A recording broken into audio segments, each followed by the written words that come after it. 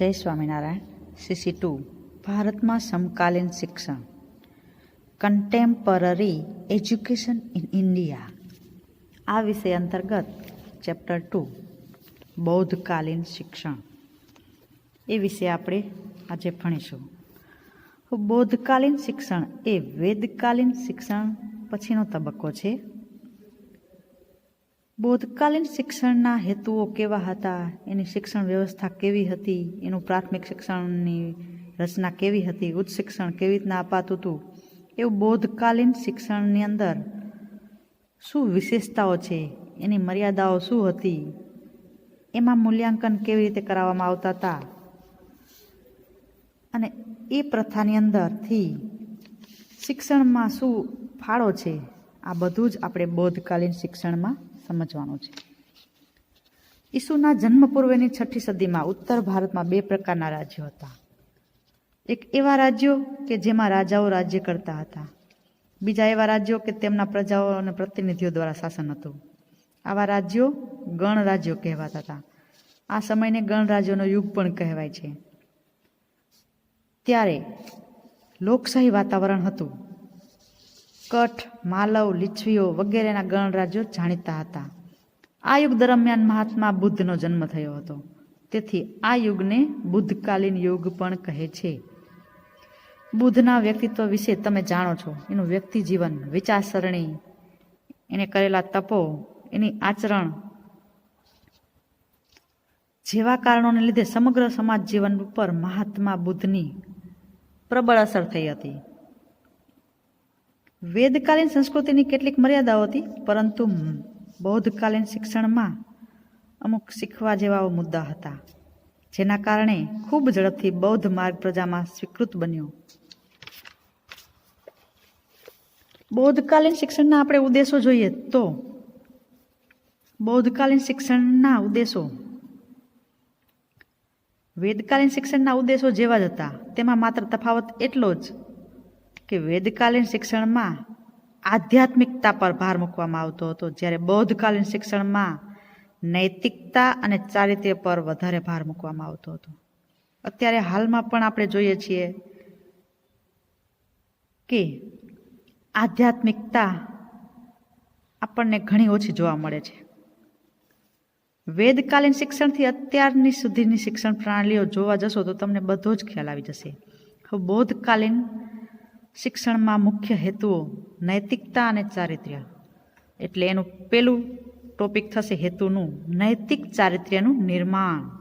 બૌદ્ધકાલીન સમયમાં મુખ્ય ઉદ્દેશ વિદ્યાર્થીઓના ચારિત્ર્યનું નિર્માણ કરવાનો હતો.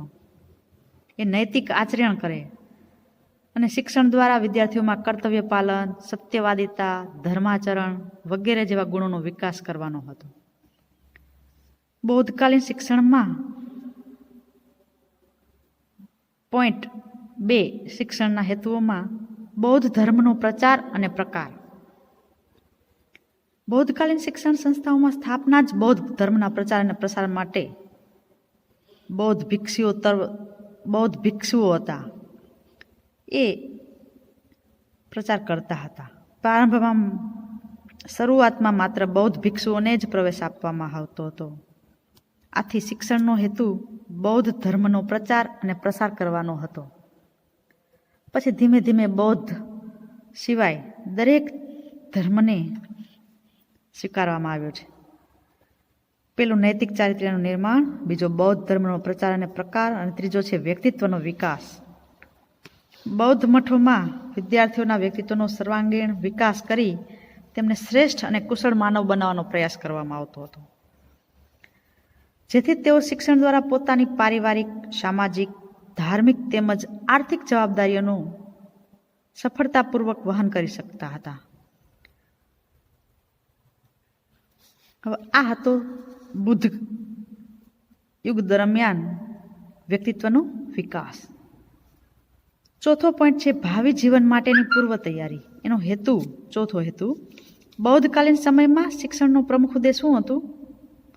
ભાવિ જીવન માટે તૈયાર કરવાનું. ભાવિ જીવન ઉજળું બને એટલે બૌદ્ધકાલીન સમયમાં વિદ્યાર્થીઓને શિક્ષણ દ્વારા જીવન ઉપયોગી જ્ઞાન આપવામાં આવતું હતું અને પોતાને જીવિકા ઉપાર્જન માટે પ્રશિક્ષિત કરવામાં આવતા હતા, જેથી તેઓ પોતાનું ગૃહસ્થ જીવન પ્રવેશ બાદ પોતાનું તેમજ પોતાના પરિવારનું ભરણ પોષણ કરી શકે.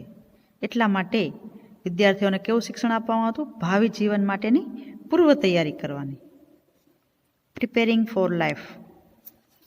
પાંચમો હેતુ છે અભ્યાસક્રમ એનો. 4 હેતુઓ હતા. પાંચમો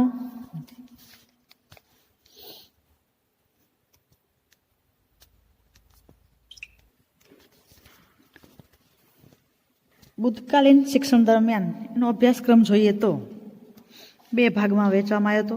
એક સામાજિક એટલે પ્રાથમિક શિક્ષણ અને ઉચ્ચ શિક્ષણ. બંનેનો અભ્યાસક્રમ અલગ અલગ હતો. એની શિક્ષણ વ્યવસ્થા પણ અલગ અલગ હતી.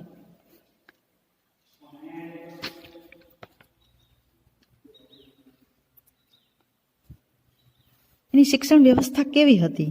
તો બૌદ્ધ ધર્મનો વિકાસ સંઘોના રૂપમાં થયો હતો. તેથી બૌદ્ધ શિક્ષણ પ્રણાલીમાં માત્ર સંઘના શ્રમણોને જ ધાર્મિક અને સાંસારિક શિક્ષણ આપવામાં આવતું. શ્રમણો સિવાય અન્ય કોઈ પણ વ્યક્તિ શિક્ષણ કાર્ય કરવાને યોગ્ય માનવામાં ન આવતા. શ્રમણો એટલે બુદ્ધ સાધુઓ, એને આપણે શ્રમણ કહી શકીએ. જે બુદ્ધ ધર્મના લોકો દીક્ષા લઈ અને જે સાધુ જીવન વિતાવે છે એને શ્રમણ કહેવાય. એના સિવાય કોઈને શિક્ષણ કાર્ય નહોતું આપવામાં આવતું. તેથી બૌદ્ધ સંઘની પદ્ધતિ જ બૌદ્ધ શિક્ષણ પદ્ધતિ હતી. બૌદ્ધ શિક્ષણ પદ્ધતિ તેથી કરીને બૌદ્ધ સંઘની પદ્ધતિ છે. જે રીતે વૈદિક યુગમાં યજ્ઞ સંસ્કૃતિના કેન્દ્ર સ્થાને હતા. બૌદ્ધ પ્રણાલિકામાં સંઘથી સ્વતંત્ર શિક્ષણ મેળવવાની કોઈ તક ન હતી. બધા જ પ્રકારનું શિક્ષણ ધાર્મિક અને લૌકિક શ્રમણોના હાથમાં હતું.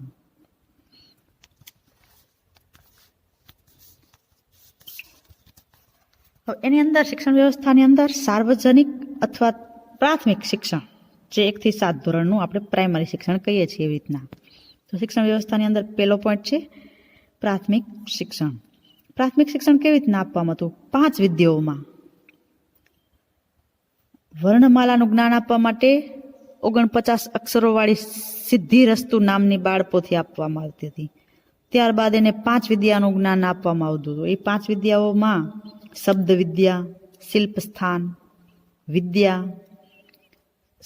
વિદ્યા, પછી ત્રીજું છે ચિકિત્સા વિદ્યા, ચોથું છે દેવ વિદ્યા અને 5મું છે અધ્યાત્મ.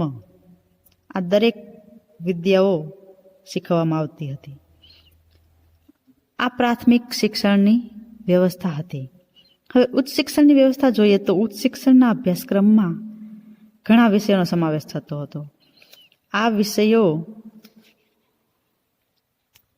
બૌદ્ધ ધર્મ, હિન્દુ ધર્મ, ઈશ્વર શાસ્ત્ર, દર્શનશાસ્ત્ર, અધ્યાત્મશાસ્ત્ર, તર્કશાસ્ત્ર, ખગોળશાસ્ત્ર, સંસ્કૃત, પ્રશાસન, ઔષધિ, રાજ્ય વ્યવસ્થા, કાનૂન, તાંત્રિક દર્શન અને નક્ષત્રમૂલક ગણક વિદ્યા.